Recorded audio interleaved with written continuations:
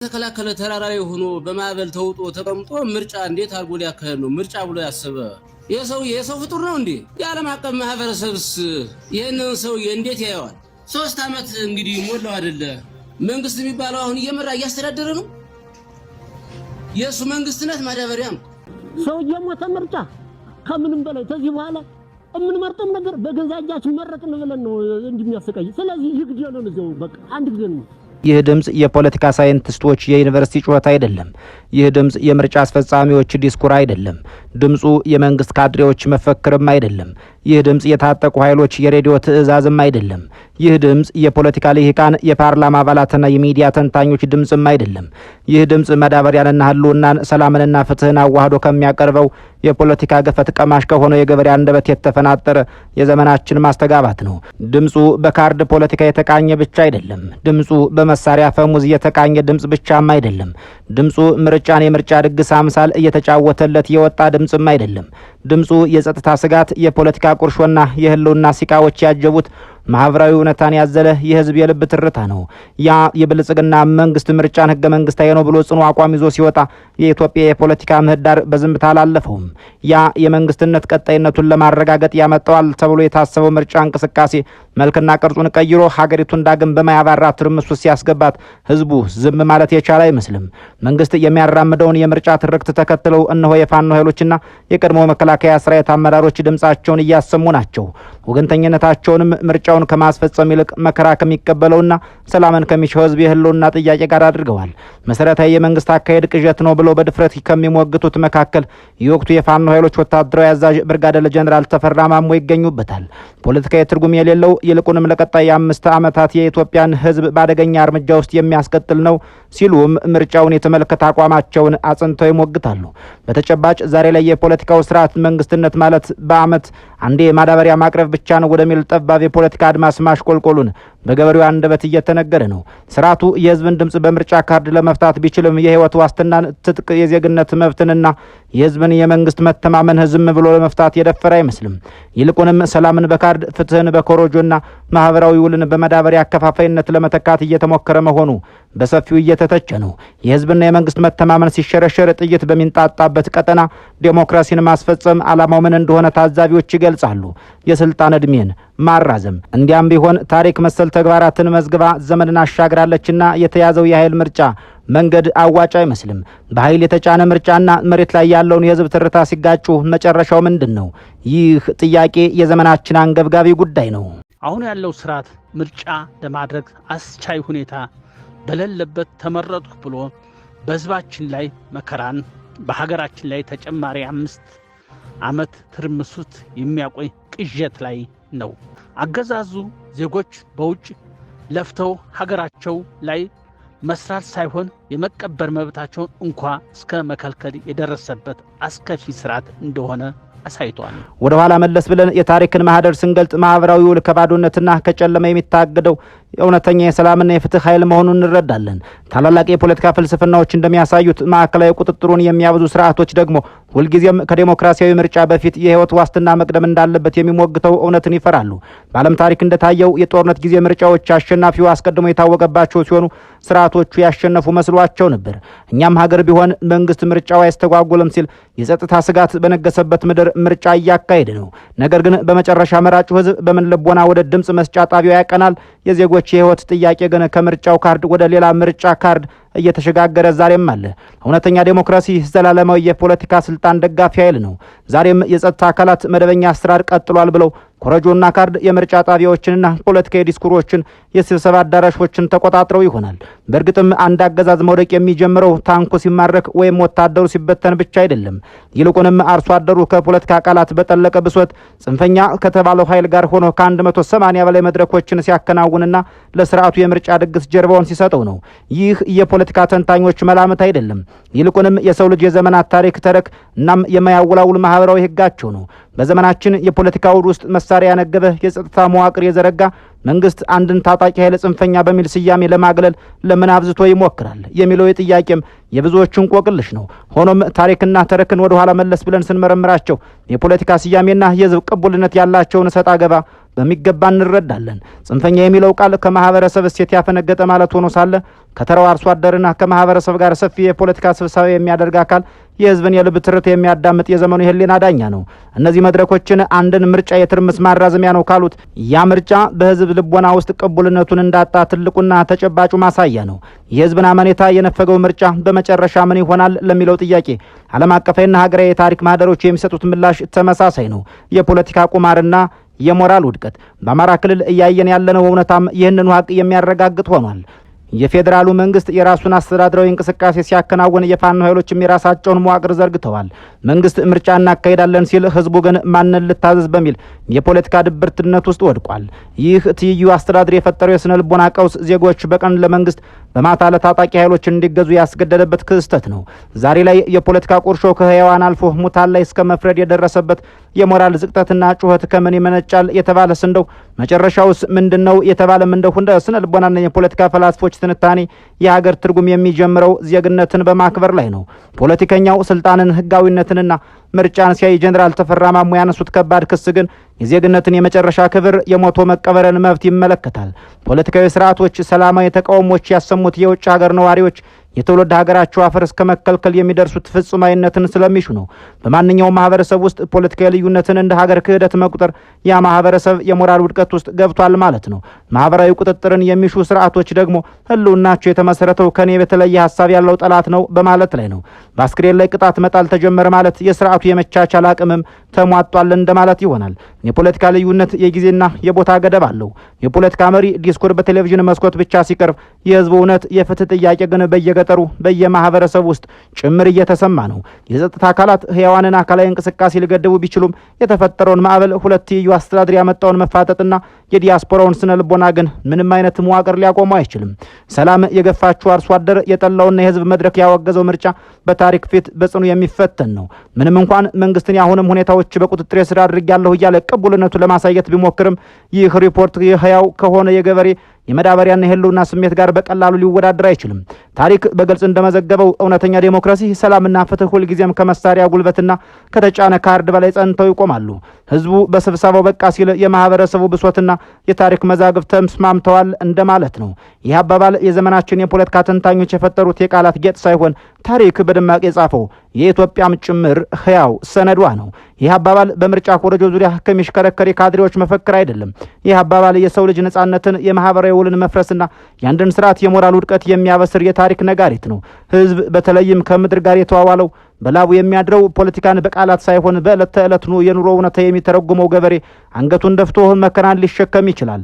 ሆኖም ያ የትዕግስት ጽዋ ሞልቶ ፈሶ አርሶ አደሩ የዛፍ ጥላ ስር ተሰብስቦ ማረሻውን አውርዶ በቃ ካለ ያኔ ዙፋኖች ይንቀጠቀጣሉ፣ የጦር መሳሪያዎች ጭምር ትርጉም ያጣሉ። ወደ ኋላ መለስ ብለን የታሪክን ማህደር ስንገልጥ ይህ የህዝብ በቃ የቱንም ያክል ግዙፍና ስዩም እግዚአብሔር ነኝ የሚለን ስርዓት እንዴት እንደሚያንበረክክ ከኢትዮጵያ የቅርብ ታሪክ በሚገባ እንረዳለን። ዘመኑ የንጉሠ ነገሥት ቀዳማዊ ኃይለ ሥላሴ ዘመን ነበር። ስርዓቱ በዘመናዊ ወታደር የተገነባ በዓለም አቀፍ ዲፕሎማሲ የተከበረ ሙአንበሳ ዘመነ ገዳ ይሁዳ በሚል መንፈሳዊና ስነ ልቦና ካባ የተጀቦነ መቼም የሚያውቅ የሚመስል ግዙፍ ኤምፓየር ነበር። ቤተ መንግስቱ ሀገርን ሙሉ በሙሉ በቁጥጥሩ ስር እንዳደረገ ያምን ነበር። ሆኖም ግን ታሪክ የሚጻፈው በቤተ መንግስት አዳራሾች ውስጥ ብቻ አልነበረም። እውነተኛ የታሪክ ማህደር ገለጻ የነበረው በገጠሪቷ ኢትዮጵያ ገበሬዎች ስብሰባ ላይ ነበር። በ1960ዎቹ መባቻ ላይ መንግስት የእርሻ ገቢ ግብር የተሰኘ አዲስ አዋጅ አወጣ። አዋጁ ከቤተ መንግስት ሲታይ ዘመናዊነትንና የመንግስትን ገቢ ማሳደግን ያለመ የልማት ፖሊሲ ነበር። ነገር ግን ይህ አዋጅ ወደ ጎጃም ገበሬዎች ሲወርድ ትርጉሙ ፈጽሞ ሌላ ሆነ። ለጎጃም አርሶ አደር መሬት ማለት የኢኮኖሚ ምንጭ ብቻም ሳይሆን የማንነት የነጻነትና የክብር መገለጫ ነው። ግብሩን አላግባብ መጫን ደግሞ በነጻነቱ ላይ የተቃጣ ጦርነት ነበር። ታዲያ ምን ተፈጠረ? የጎጃም አርሶ አደሮች በየአጥቢያቸው በየደብራቸውና በየዛፍ ጥላው ስር ተሰበሰቡ። መንግስት በሬዲዮና በአዋጅ ትርክቱን ሲያራግብ፣ ገበሬው ግን በስብሰባው አንድ ከባድ ቃል አወጣ። በቃ የጎጃም ገበሮች የግብር አስገማቾችን መለሱ። የመንግስትን መዋቅር አልታዘዝም አሉ። በመጨረሻም መሳሪያቸውን አንግበው ዱር ቤት ያሉ። እንዲያም የሆነው እንዲም እየሆነ ያለው በዚያው በጎጃም አካባቢ ነው። ያ በዘመናዊ መሳሪያ የታጠቀው የንጉሥ ጦርና አየር ኃይል የጎጃምን ተራሮች ቢያንቀጠቅጥም በቃ ያለን የህዝብ ስነ ልቦና ግን ቦምብ ማሸነፍ አልቻለም። የጎጃም ገበሬዎች አመጽ ለንጉሱ ስርዓት የነገረው አንድ ትልቅ ፍልስፍና እውነት ቢኖር የመንግስት ቅቡልነት የሚመነጨው ከአዋጅህ ሳይሆን ህዝብ ካለው ፈቃደኝነት ነው የሚለውን ይሆናል። በተመሳሳይ መልኩ የታሪክ ምዕራፍም በሌላኛው የሀገሪቱ ጫፍ ተመሳሳይ የበቃ ድምፅ አስተጋባ። በደቡብ ምስራቅ ኢትዮጵያ በባሌ ተራሮች ላይ መሬቱን የተቀማው በባለ ርስትና ጭሰኛ ስርዓት የተረገጠው ባህላዊና አስተዳደራዊ መብቱን የተነፈገው የባሌ አርሶ አደርና አርብቶ አደር ታሪካዊ ስብሰባውን አደረገ። በባሌም የሆነው የዚሁ ማህበራዊ መፍረስ ውጤት ነበር። መሬት ላራሹ ያልሆነበት፣ ፍትህ የጠፋበት ማህበረሰብ በጀነራል ዋቆ ጉቱና በሌሎችም የህዝብ ልጆች መሪነት ለስርዓቱ ማብቂያ የሌለው ፈተና ሆነ። ከ1955 እስከ 1962 ዓ.ም ድረስ የባሌ ገበሬዎችን የንጉሱን ጦር እንቅልፍ ነሱት። የባሌ ገበሬዎች ጥያቄም ልክ እንደ ጎጃሙ የህልውና ጥያቄ ነበር። መሬታችንን መልሱ፣ ክብራችንን አክብሩ፣ ፍትህን አንግሱ የሚል ከየትኛውም የካርድ ፖለቲካ የጠለቀ የሰብአዊነት ጩኸት ነበር። እነዚህ ሁለት ታሪክ አመጾች በሰሜን ምዕራብ ጎጃም፣ በደቡብ ምስራቅ የባሌ ገበሬዎች ያሰሙት ድምፅ በስርዓቱ ላይ የፈጠሩት ስብራት ቀላል አልነበረም። ቤተ መንግስት ወታደራዊ ድልን ቢያውጅም በፖለቲካ ሳይንስ እይታ ግን ስርዓቱ ሞራላዊ ቅቡልነቱን እያጣ መምጣቱን ያረጋገጡ ክስተቶች ነበሩ። የጎጃምና የባሌ ገበሬዎች ዙፋን የፈተኑት በመሳሪያ ብዛት አልነበረም።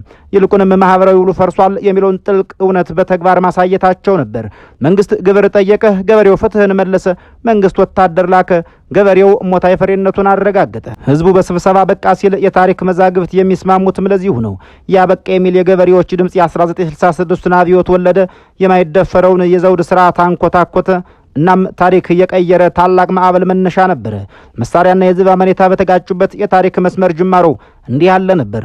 ንጉሱ ዙፋን ላይ ሆነው ሀገርን ሲያዩ ገበሬው ማረሻውን ይዞ እውነትን ይመረምር ነበር። የህዝብ ትዕግስት ሲያልቅ ምንም አይነት መደበኛ የመንግስት አሰራር፣ ምንም አይነት ዘመናዊ ጦርና ምንም አይነት ህጋዊ ነኝ የሚል ትርክት የህዝብን ማዕበል ሊያስቆመው አይችልም። በማንኛውም የታሪክ አጋጣሚ የህዝብን ደህንነት ያጓደለ፣ ለገበሬው ህልውና ጥያቄ ጆሮን የደፈንና ማህበራዊ ውሉን ያፈረሰ ስርዓት የፖለቲካ ህይወቱ አጭር ነው። የጎጃምና የባሌ ገበሬዎች ያስተማሩት ትልቁ ሚስጥርም እንዲህ ያለውን ታሪካዊ ሀቅ ነው። ህዝብ በስብሰባው በቃ ካለ ያን የፖለቲካዊ ውሳኔው ከመንግስት እጅ ወጥቶ ወደ ታሪክ ፍርድ ቤቶች ተዛውሯል ማለት ነው። የኢትዮጵያ የፖለቲካ ዕጣ ፈንታ ሁልጊዜም የሚወሰነው በዚህ ማህበራዊ ህግ ነው። ስልጣን ጊዜያዊ መሆኑን ዘንግተው ሀገርን በመሳሪያ ጉልበትና በአዋጅ ብቻ ለመቅረጽ የሚሞክሩ አካላት ከፊት ለፊታቸው የተገተረው ትልቁ ተራራ ትናንት በጎጃምና በባሌ እንዳየነው ዛሬም እውነተኛው የህዝብ የህልውና ጥያቄ ሆኖባቸዋል። እንዲህ ያለውን ጥልቅ የህዝብ ትርታ ማዳመጥ የተሳነው እንዲሁም ዜጎችን በልዩነታቸው ከሀገር አፈር በማራራቅ ላይ የተመሰረተ የፖለቲካ ስርዓት መጨረሻው የታሪክ ማህደር ውስጥ በጥያቄ ምልክትነት ስር መውደቅ ይሆናል። የፖለቲካ ጥያቄዎችን በስያሜ ማግለል የፖለቲካ እድሜን ለማራዘም ይረዳ ይሆናል እንጂ የሀገርን ማህበራዊ መሰረት ግን የሚያናጋ ነው። የገበሬው ፍልስፍና ጥያቄ 3 ዓመት ሙሉ ማዳበሪያ ብቻ የሚለው ጩኸት ግን ከህዝብ ልብ ውስጥ ሰብሮ ማውጣት አይቻልም። ዲያስፖራው ሞቶ የመቀበር መብቱ ቢከለከልም የትውልድ ሀገሩን ፍቅር በእስር ቤት ግድግዳ ሊከለከል አይቻለውም። መንግስት ጽንፈኛ በሚል ታፔላ የፈጠረው ለየታ የህዝብን ከታጣቂው ጋር መወያየት አይቀይረውም። የዕለት ተዕለት ፖለቲከኛው ምርጫው አይቀርም በሚልበት የታጠቀው ኃይልም ቅዠት ነው በሚልበት ምድር ላይ ተራው አርሶ አደር ዝምታውን ሰብሮ ብቅ ሲል ያ የጥል ግድግዳ በእውነተኛ የፍትህ ጥያቄ ይፈርሳል። የህዝቡ የህልውና ጩኸት የፖለቲካውን የስያሜ ውዝግብ ያከሽፈዋል። ጠመንጃ የካርድ ፖለቲካን በሚያዳፍንበት ምድር ላይ የደረሰው ይህ ማህበራዊ ውል ለፖለቲካው ልሂቃን የጭንቀት፣ ለህዝብ ደግሞ የህልውና ፈተና ሆኗል። ይህ መፋጠጥ ለፖለቲካው ማህበረሰብ ጥልቅ መልእክት፣ ለዜጎች የስነ ልቦና ቀውስ፣ ለተንታኞች ደግሞ የሞራል ዝቅጠት መነጋገሪያ ሆኗል። ይህ ድምፅ የገበሬው ብቻ አይደለም። ይህ ድምፅ የፋኖ የዲያስፖራውና የሌሎችም የፍትህ ፈላጊዎች የጋራ ድምፅ ነው። ሁሉም ሰላሜን አረጋግጥ እያሉ ናቸው። መንግስት ምርጫውን ሊያካሄድ መሆኑን በሚገልጽበት የፖለቲካ ትርክት ውስጥ አርሶ አደሩ ከመዳበሪያ ባሻገር የዜግነት መብቴን አስከብርልኝ እያለ የሀገሪቱን ማህበራዊ ውል እውነት እንዲሆን ይመኛል። የመንግስት ጦርና የፋኖ ኃይሎች በተፋጠጡበት መሬት ላይ መራጩ ህዝብ እንዴት ይወጣል ሲባል በውጭ ያሉ ዜጎች ደግሞ በበቀል እርምጃ እየተፈተኑ ነው። ዜጎች በቀንና በማታ ለሁለት አስተዳደር ሲገዙ፣ ፖለቲከኞች ግን በዛሬው የስልጣን ሽኩቻ የምርጫ ኮረጆ ላይ ተጠምደዋል። ይህ ነው እንግዲህ መሳሪያና የካርድ የፖለቲካ የተጋጩበት መስመር። ህዝብ የህይወት ዋስትና ሲጠይቅ ፖለቲካው ምርጫን ያነግሳል። ማህበረሰቡ ሰላምን ሲሰብክ መንግስት የጽንፈኝነት ስያሜ ይሰጣል። ከዚህ ውስብስብ የፖለቲካ ቀውስ ምን እንማራለን የሚለውም የዘመኑ ኢትዮጵያውያን ጥያቄ ነው። እውነተኛ የህዝብ አመኔታ ከኮረጆ ባለፈ ለሀገርና ለትውልድ የሚቆም ጽኑ መሰረት ነው። ህዝብ ራሱን መግታት፣ ፍርሃት በሌለበት መንፈስ መወያየትና ከግርግሩ በዘለለ የሀገሪቱን ቀውስ ስረ መሰረት ማየት ችሏል። በማንኛውም የታሪክ አጋጣሚ የህዝብን ደህንነት ያጓደለ፣ ህያዋንን ቀርቶ እሙታንን ያሳደደና ማህበራዊ ውሉን ያፈረሰ ስርዓት የፖለቲካ ህይወቱ አጭር ነው። የህዝብ ድምፅ የሀገር ነፍስ ነው። ነፍስን ደግሞ በኃይል መግደል አይቻልም። ህዝቡ በተለያዩ መድረኮች ተሰብስቦ ምርጫውን የትርምስ ማራዘሚያ ነው ሲል የተናገረው የብዙሃኑን እውነት ይመስላል። ስርዓቱ በስያሜ ጦርነት ጥቂቶችን አቅፎ ሌላውን በማግለል የህዝብን አመኔታ ማዕበል መግታት አይችልም። የህዝብ ቅቡልነት ኃይል እንደ ውቅያኖስ ነው። ማዕበሉን በእጅ ለመግታት መሞከር ከተፈጥሮ ጋር እንደ መጋጨት ይቆጠራል። የአርሶ አደሩ የህልውና ጥያቄና የታጣቂዎች መነቃቃት የዚህች ሀገር የፖለቲካ አካሄድ በመሳሪያ ኃይልና በግዴታ ምርጫ ሊፈታ ከማይችልበት ደረጃ መድረሱን የተነገረበት ትልቅ ማሳሰቢያ ነው።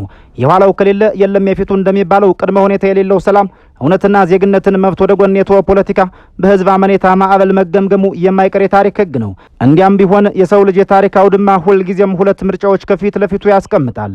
አንደኛው በግዴታ ምርጫ እርካብ ላይ ተንጠልጥሎ የፖለቲካውን ሞቅታ ማድመቅ ሲሆን፣ ሁለተኛው ደግሞ ከህዝቡ ጋር አብሮ ሆኖ የእውነትን የሰላምንና የፍትህን ሸክም መሸከም ነው። ዛሬ በአማራ ክልል ሰማይ ስር የሚታየው እውነት ከዚህ የተለየ አይደለም። የመንግስት መዋቅሮች የራሳቸውን የምርጫ መርሃ ግብር ሲያደምቁ፣ ሌላው የታጠቀው ማህበረሰብ ግን የህዝቡን እንባ እያበሰ በስብሰባ ይመክራል። ታሪክ በወርቅ ብዕሩ የሚመዘግበው ማንን ነው?